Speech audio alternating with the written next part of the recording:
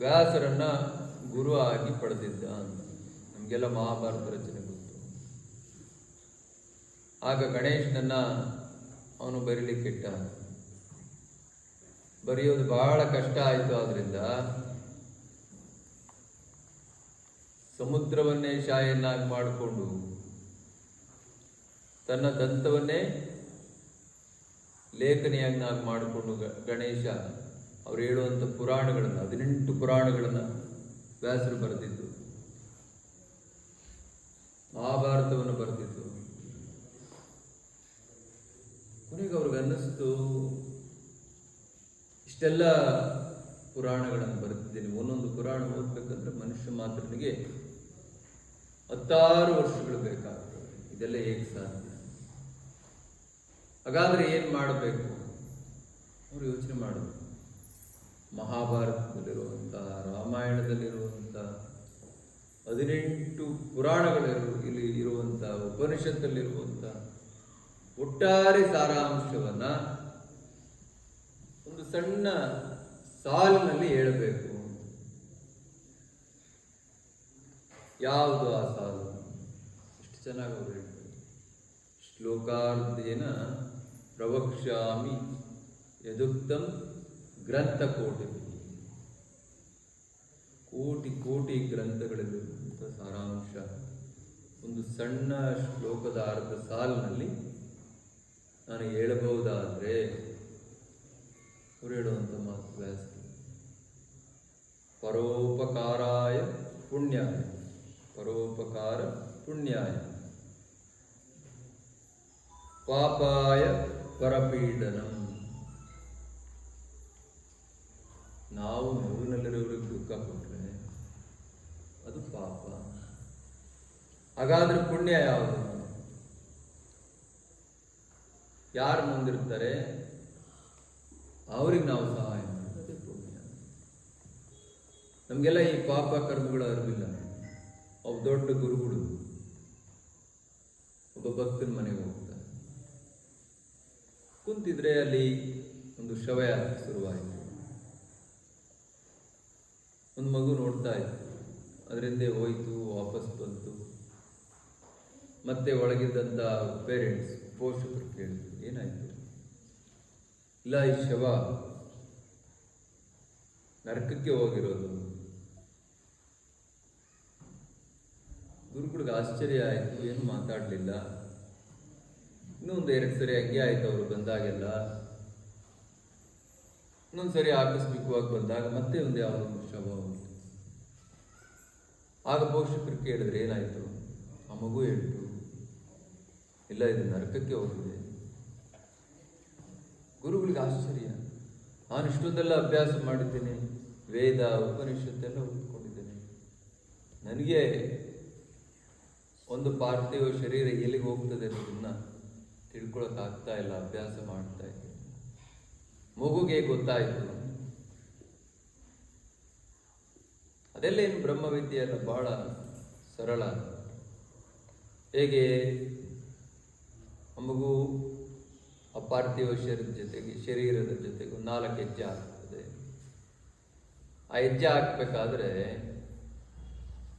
ಆ ಪಾರ್ಥಿವ ಶರೀರದ ಜೊತೆಗೆ ಇರುವಂಥವ್ರು ಮಾತನಾಡ್ಕೊಳ್ತಾರೆ, ಇವನು ಎಷ್ಟು ಜನಗಳಿಗೆ ತೊಂದರೆ ಕೊಟ್ಟಿದ್ದಪ್ಪ, ಭಗವಂತ ಬೇಗ ಕರ್ಕೊಂಡು ಬಿಟ್ಟ, ಅದರಿಂದ ಅವನು ನರಕಕ್ಕೆ ಹೋಗ್ತಾನೆ. ಮತ್ತು ಇನ್ನೊಂದು ಸರಿ ಬಂದಾಗ ಸ್ವರ್ಗಕ್ಕೆ ಹೋಗ್ತಾನೆ ಅಂತ ನಿಮ್ಮ ಮಗು ಹೇಳ್ತಲ್ಲ 2-3 ಸರಿ ಅಂತ. ಅದೇ ಹೇಗೆ? ಅವಾಗಲೂ ಬಹಳ ಸರಳ. ಆ ಮಗು ಮತ್ತೆ ಹೋಗ್ತದೆ.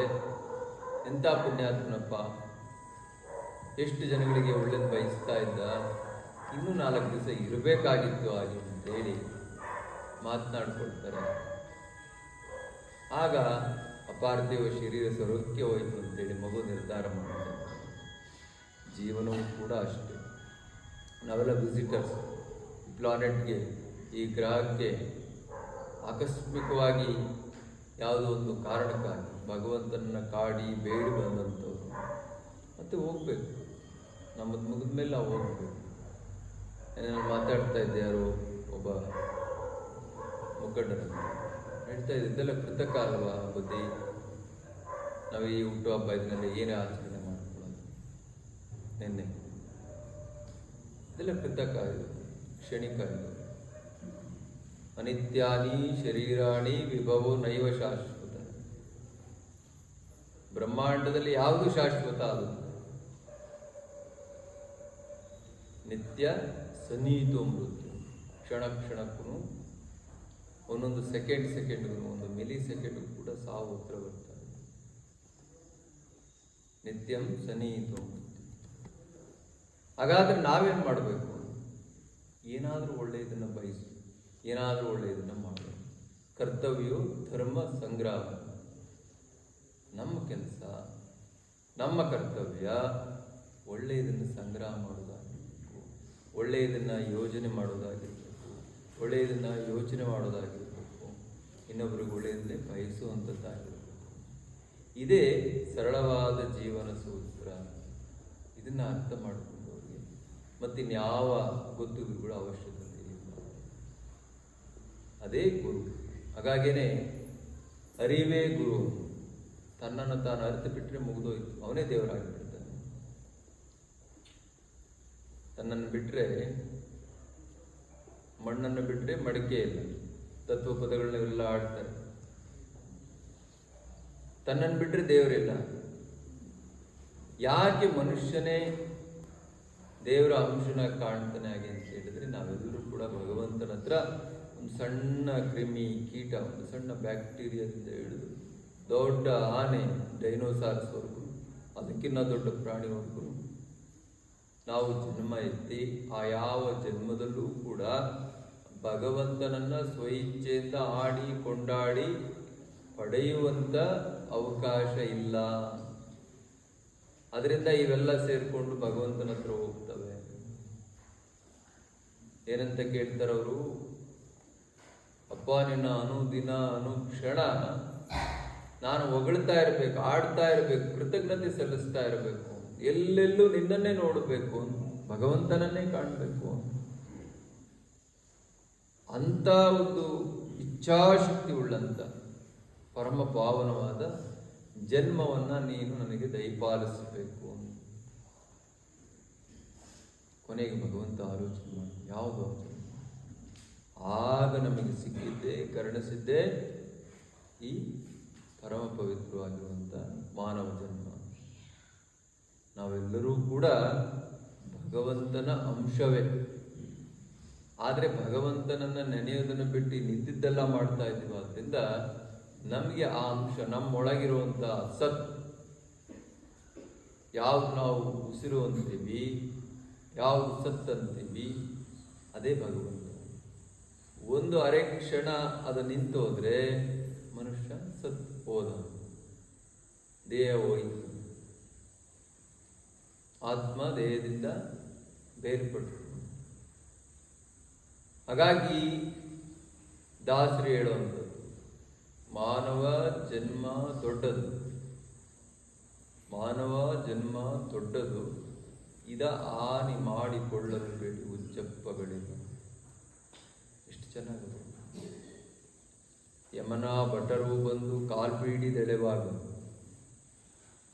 ಸಾವು ಹತ್ರ ಬಂದಾಗ, ಸಾವು ತನ್ನ ನಿರ್ಧಾರವನ್ನು ಘೋಷಣೆ ಮಾಡಿದಾಗ, ನಾನು ಸ್ವಾಮಿ ಅಂತಲೋ, ನಾನು ರಾಷ್ಟ್ರಪತಿ ಅಂತಲೋ, ನಾನು ಪ್ರಧಾನಿ ಅಂತಲೋ, ಬಹಳ ದೊಡ್ಡ ಬಿಸಿನೆಸ್ ಮ್ಯಾನ್ ಅಂತಲೋ,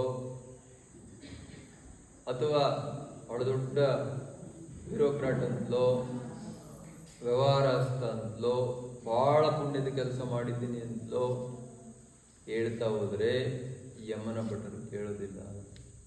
ಇಲ್ಲ, ಇನ್ನು ಕ್ಷಣ ಅವಕಾಶ ಕೊಡು, ಇನ್ನೊಂದು ದಿವಸ ಅವಕಾಶ ಕೊಡು, ಬಹಳಷ್ಟು ಕೆಲಸಗಳು ಮಾಡೋ ಅಂಥದ್ದಿದೆ, ಅದೆಲ್ಲ ಮಾಡಿ ನಿನ್ನ ಜೊತೆ ಬರ್ತೀನಿ ಅಂತ ಕೇಳಿದ್ರೆ ಆ ಯಮನ ಭಟರು ಕೇಳೋದಿಲ್ಲ. ನಮ್ಮ ಕಾಲ ಮುಗಿದ ಮೇಲೆ ಮುಗಿದು ಯಮನ ಭಟರು ತಾಳೆಂದರೆ ತಾಳುವರೆ. ನಮ್ಮ ಸಮಯ ಮುಗಿದ್ರೆ ಮುಗಿದೋಯ್ತು. ನಾವೆಲ್ಲ ನೋಡ್ತಾ ಇದ್ದೀವಿ, ಸಾವುಗಳು ಎಂತೆಂಥವ್ರಿಗೆ ಹೇಗೆ ಬರ್ತಾ ಇದ್ದಾರೆ. ಅದರಿಂದ ಯಾರಿಗೂ ಕೂಡ ಸಾವು ತಪ್ಪಿದ್ದಲ್ಲ. ಜಾತಸ್ಯ ಮರಣ ಧ್ರುವ. ಯಾರು ಹುಟ್ಟುತ್ತಾರೆ ಅವರು ಸಾಯಲೇಬೇಕು. ಸಾವು ನಿಶ್ಚಿತ ಆದಮೇಲೆ ಹುಟ್ಟು ಖಚಿತ ಆಗುತ್ತೆ. ಹಾಗಾಗಿ ಈ ಮಧ್ಯೆ ಇರುವಂಥ ಒಂದು ಸಣ್ಣ ಅವಕಾಶ, ಇದನ್ನು ನಾವು ಭಗವಂತನನ್ನು ಪಡೆಯಲಿಕ್ಕಾಗಿ ಜೀವಿಸಬೇಕು. ನಾವು ಭಗವಂತನಿಗೆ ಅದನ್ನೇ ಮಾತು ಕೊಟ್ಟು ಬಂದಿದ್ದೇವೆ. ಅನುಕ್ಷಣ ಅನುದಿನ ಎಲ್ಲೆಲ್ಲೂ, ಭೂಮಿ ಆಗಿರ್ಬೋದು, ಆಕಾಶ ಆಗಿರ್ಬೋದು, ಎಲ್ಲೆಲ್ಲೂ ನಿನ್ನೆ ಕಾಣ್ತೀವಿ, ನಿನ್ನೆ ನೋಡ್ತೀವಿ, ನಿನ್ನೆ ಹಾಡಿ ಹೊಗಳ್ತೀವಿ, ಕೊಂಡಾಡ್ತೇವೆ. ಕೊನೆಗೆ ನಿನ್ನನ್ನೇ ಬಯಸಿ ನಿನಗೇ ಅರ್ಪಣೆ ಆಗುವಂತ ಕೆಲಸ ಮಾಡ್ತೀವಪ್ಪ. ಅಂತ ಒಂದು ಸದಾವಕಾಶವನ್ನು ನನಗೆ ಕೊಟ್ಟು ನೋಡು. ಭಗವಂತ ತಥಾಸ್ತು ಅಂದುಬಿಟ್ಟು, ಆಯಿತು ನನಗೆ ಮಾನವ ಜನ್ಮವನ್ನು ಕರುಣಿಸುತ್ತೇನೆ. ಆದರೆ ಅದೊಂದನ್ನು ಬಿಟ್ಟು ನಿದ್ದಿದ್ದೆಲ್ಲ ನಾವು ಮಾಡ್ತಾ ಇದ್ದೇವೆ. ಆದ್ರಿಂದ ನಮಗೆ ದುಃಖ, ದುಮ್ಮಾನ, ರೋಗ, ರುಜಿನ, ಚಿಂತೆ. ಒಂದು ಸರಿ ನಾವು ಭಗವಂತನ ಕಡೆ ಮುಖ ಮಾಡಿಬಿಟ್ರೆ, ಶಿವನ ಎದುರಿಗೆ ಬಸವಣ್ಣ ಹೇಗಿರುತ್ತೋ, ವಿಷ್ಣುವಿನ ಎದುರಿಗೆ ಗರುಡ ಹೇಗಿರುತ್ತೋ, ನಿಮ್ಮ ಶನಿಮಾತ್ಮನ ಎದುರಿಗೆ ಆ ಕಾಗೆ ಹೇಗಿರುತ್ತೋ, ಗಣೇಶನ ಎದುರಿಗೆ ಇಲಿ ಹೇಗಿರುತ್ತೋ, ಇವೆಲ್ಲ ಏನು ಮಾಡ್ತಾ ಇದ್ದಾವೆ ಅಂತ ಹೇಳಿದ್ರೆ ಭಗವಂತನನ್ನೇ ನೋಡ್ತಾ ಇದ್ದಾವೆ. ಹಾಗಾಗಿ ಭಗವಂತನಿಗೂ ಗೌರವ, ಇಲಿಗೂ ಗೌರವ, ಅದಕ್ಕೂ ಪೂಜೆ, ಇದಕ್ಕೂ ಪೂಜೆ, ಅದಕ್ಕೂ ನೈವೇದ್ಯ, ಇದಕ್ಕೂ ನೈವೇದ್ಯ. ಹಾಗಾಗಿ ನಾವು ಭಗವಂತನ ಕಡೆ ಮುಖ ಮಾಡಬೇಕು.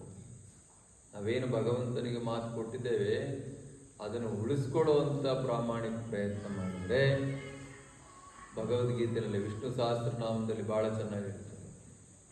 ನಾನು ದಿನ ಕೇಳ್ತಾ ಇರ್ತೀನಿ, ಅನನ್ಯ ಚಿಂತಯಂತ್ಯೋಮ ಯೇ ಜನ ಪರ್ಯುಪಾಸತೆ ತೇಷಾ ಯುಕ್ತಾಭಿನಿತ್ಯಾಯ ನಿತ್ಯಾನ ಯೋಗ ಕ್ಷೇಮ ವಹಾಮ್ಯ.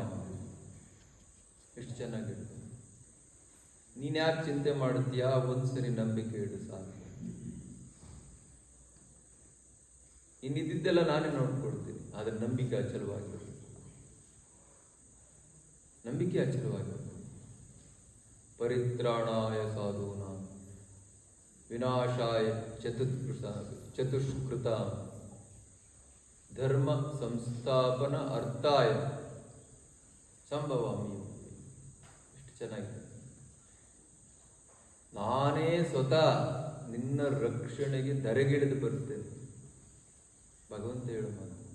ನಿನ್ನ ಭಕ್ತಿ ನಿಜವಾದರೆ, ನೀನು ನನಗೆ ಕೊಟ್ಟ ಮಾತನ್ನು ಉಳಿಸಿಕೊಂಡಿದ್ದೀಯಾದರೆ, ಅದನ್ನು ಯಾವುದಾದ್ರೂ ರೂಪದಲ್ಲಿ, ಯಾವುದಾದ್ರೂ ಬೆಳಗಿನಲ್ಲಿ ಇನ್ನೇನು ನೀನು ಮುಳುಗೆ ಹೋದೆ ಅನ್ನುವಾಗ ಬಂದು ಕೈ ಹಿಡಿದೆತ್ತುತ್ತೇನೆ. ಅನನ್ಯ ಚಿಂತಯಂತ್ಯೋಮ ಯೇ ಜನ ಪರ್ಯುಪಾಸತೆ ತೇಷಾ ನಿತ್ಯಾಭಿಯುಕ್ತಾನ ಯೋಗಕ್ಷೇಮ ವಹಾಮ್ಯ. ಭಗವಂತ ಹೇಳುವಂಥದ್ದು, ಸಾಕ್ಷಾತ್ ಭಗವಂತ ಹೇಳುವಂಥದ್ದು. ಎಲ್ಲೆಲ್ಲಿ ಅಧರ್ಮ ತಾಂಡವವಾಡುತ್ತೆ, ಕೊಟ್ಟ ಮಾತನ್ನು ಯಾರು ತಪ್ತಾರೆ ಅವಲ್ಲ. ಯಾರಿಗೆ ಕೊಟ್ಟ ಮಾತು? ಯಾರೋ ಮನುಷ್ಯರು ಕೊಟ್ಟ ಮಾತಲ್ಲ, ಭಗವಂತನ ಕೊಟ್ಟ ಮಾತು ತಪ್ತೇವೆ. ಆಗ ನೋವು, ಕಷ್ಟ, ದುಃಖ, ದುಮ್ಮಾನ, ರೋಗ, ರುಜಿನಗಳು. ಹಾಗಾಗಿ ಇದೆಲ್ಲದರ ಅರಿವನ್ನು ಮತ್ತೆ ಮೂಡಿಸ್ಲಿಕ್ಕೆ ಯಾರು ಬೇಕು ಹಾಗೆ ಅಂತ ಹೇಳಿದ್ರೆ ಗುರು ಬೇಕು.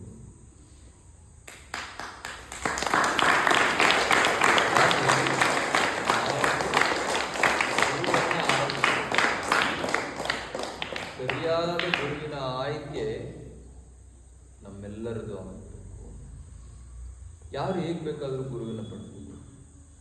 ಗುರು ಸ್ವಾಮಿಗಳಾಗಬೇಕು ಅಂತ ಇಲ್ಲ. ಗುರು ಒಂದು ಪ್ರಕೃತಿ ಆಗ್ಬೋದು, ಗುರು ಒಂದು ಆಕಾಶ ಆಗ್ಬೋದು, ಗುರು ಭೂಮಿ ಆಗ್ಬೋದು. ಸ್ವತಃ ದತ್ತಾತ್ರೇಯರಿಗೆ ನಾಯಿಯಲ್ಲಿ ಗುರು ಕಂಡು, ಅವರಿಂದ ಅವರು ಪಾಠ ಕಲಿತಾರೆ, ಹಸುವಿನಿಂದ ಪಾಠ ಕಲಿತಾರೆ. ಹಾಗಾಗಿ ಭಗವಂತನ ಅಂಶ ಸಕಲ ಚರಾಚರದಲ್ಲೂ ಕೂಡ ಇದೆ. ಅದನ್ನು ನೋಡಿಸ್ಲಿಕ್ಕೆ, ಭಗವಂತನನ್ನು ತೋರಿಸ್ಲಿಕ್ಕೆ ಗುರು ಬೇಕು. ಗುರುವಿನ ನಂಬಿದ್ರೆ ಆಗೋಯ್ತು. ಅರಮುನಿದರು ಗುರು ಕಾಯವರು. ನೀನು ಒಲಿದರೆ ಕೊರಡು ಕೊನರುವುದರೆ ಒಣಗೋಗಿರುವಂಥ ಮರ ಕೂಡ ಚಿಗುರು ಬಿಡುತ್ತೆ. ಗುರುವಿನ ಕರುಣೆ ಬಿದ್ದರೆ ಗುರುವಿಗೆ ಆ ಶಕ್ತಿ ಇರಬೇಕು. ಅದರಿಂದ ನಾವು ಅಂಥ ಗುರುವಿನ ಅನ್ವೇಷಣೆಯಲ್ಲಿ ಇರುವಂಥವು ನಾವು ನೀವು ಎಲ್ಲರೂ ಕೂಡ ನಮ್ಮೆಲ್ಲರಿಗೂ ಕೂಡ ಭಗವಂತನನ್ನು ತೋರಿಸುವಂಥ ನಿಜ ಗುರು ಸಿಗಲಿ ಹಾಗೆ ಅಂತೇಳಿ ಆ ನಿಟ್ಟಿನಲ್ಲಿ ವ್ಯಾಸ ಪೌರ್ಣಮಿ ಅವರ ಹೆಸರಿನಲ್ಲಿ ಆಚರಣೆ ಮಾಡುವಂಥ ಅವರ ಜಯಂತಿಯಂದು ಆಚರಣೆ ಮಾಡುವಂಥ ಇದನ್ನು ಇಡೀ ಗುರುಕುಲಕ್ಕೆ ಅವರು ಪಾಠ ಮಾಡೋ ಗುರುಗಳಿರ್ಬೋದು, ವೇದ ಹೇಳ್ಕೊಡೋ ಗುರುಗಳಿರ್ಬೋದು, ಅಥವಾ ನಮ್ಮ ಜೀವನದ ಪಾಠಗಳನ್ನು ಕಲಿಸುವಂಥ ಗುರುಗಳಿರ್ಬೋದು, ಅವರಿಗೆ ಅರ್ಪಣೆ ಮಾಡಿದ್ದಾರೆ. ಎಲ್ಲರಿಗೂ ಪೂಜೆ ಮಾಡೋಕ್ಕಾಗಲ್ಲ ಅಂತ ಯಾರಾದ್ರು ಸ್ವಾಮಿಗಳು ಸಿಕ್ಕರೆ ಅವ್ರಿಗೆ ಪೂಜೆ ಮಾಡಿದ್ದಾರೆ ಸಾಂಕೇತಿಕವಾಗಿ. ಅದರಿಂದ ಇದು ಜಗತ್ತಿನ ಅಷ್ಟು ಗುರುಗಳಿಗೆ ಅರ್ಪಣೆ ಆಗುವಂಥ ಗೌರವ ಆಗಿ ಅಂತೇಳಿ ಈ ಸಂದರ್ಭದಲ್ಲಿ ಹೇಳ್ತಾ ಭಾಳ ಸಂತೋಷ. ತಾವೆಲ್ಲರೂ ವಿವಿಧ ಸ್ಥಳಗಳಿಂದ ವಿವಿಧ ಭಾಗಗಳಿಂದ ನಮ್ಮ ಲಕ್ಷ್ಮೀಪತಿಯವರು ಮತ್ತೆಲ್ಲ ಅವರ ಸ್ನೇಹಿತರು ಭಾಳಷ್ಟು ಜನ ಹೊಸೂರಿನಿಂದ ಆಗಮಿಸಿದ್ದಾರೆ. ಅವರು ಪ್ರತಿ ಕಾರ್ಯಕ್ರಮ ಕೂಡ ಮಠದ ಜೊತೆ ಭಾಳ ಒಳ್ಳೆಯ ಸಂಪರ್ಕದಲ್ಲಿ ಇಟ್ಕೊಂಡು ಎಲ್ಲ ಕಾರ್ಯಕ್ರಮಕ್ಕೂ ಕೂಡ ಭಾಗವಹಿಸುವಂಥವರು. ನಮ್ಮ ವೀರ್ಕ್ಯಾದ್ರಾಯರು, ಮಂಜುನಾಥ್ ಅವರು, ನಮ್ಮ ಕಿರಣ್ ಗೌಡರು, ಎಲ್ಲರೂ ನಮ್ಮ ರೈತ ಮುಖಂಡರು, ನಮ್ಮ ಇವರು ಬಂಡಿಗೌಡರು, ಎಲ್ಲರೂ ಕೂಡ ಬೇರೆ ಬೇರೆ ನಮ್ಮ ಇನ್ನೂ ಭಾಳಷ್ಟು ಜನ ಹೋದರು. ಎಲ್ಲ ಮುಖಂಡರು ಬೆಂಗಳೂರಿನಿಂದ ಬೇರೆ ಬೇರೆ ಭಾಗಗಳಿಂದ ಇವತ್ತು ತಾವೆಲ್ಲರೂ ಕೂಡ ಆಗಮಿಸಿದರೆ ಭಾಳ ಸಂತೋಷ. ನಮ್ಮೆಲ್ಲರ ಜೀವನದಲ್ಲಿ ಮತ್ತು ನಿಮ್ಮಗಳ ಜೀವನದಲ್ಲಿ ಅಂಥ ನಿಜ ಗುರು ದರ್ಶನ ಆಗಲಿ ಹಾಗೆ ಅಂತೇಳಿ ನಾನು ಕೂಡ ಭಗವಂತನನ್ನು ಪ್ರಾರ್ಥನೆ ಮಾಡ್ತಾ, ಭಗವಂತ ನಿಮ್ಮೆಲ್ಲರಿಗೂ ಕೂಡ ನಿಮ್ಮ ಜೀವನದಲ್ಲಿ ಅಂಥ ಅವಕಾಶಗಳನ್ನು ಒದಗಿಸ್ಕೊಡ್ಲಿ ಹಾಗೆ ಅಂತೇಳಿ, ಆರೋಗ್ಯಪೂರ್ಣ ಬದುಕನ್ನು ಸದಾ ಕರುಣಿಸ್ಲಿ ಹಾಗೆ ಅಂತೇಳಿ ತುಂಬು ಹೃದಯದಿಂದ ಹಾರೈಸ್ತೇನೆ.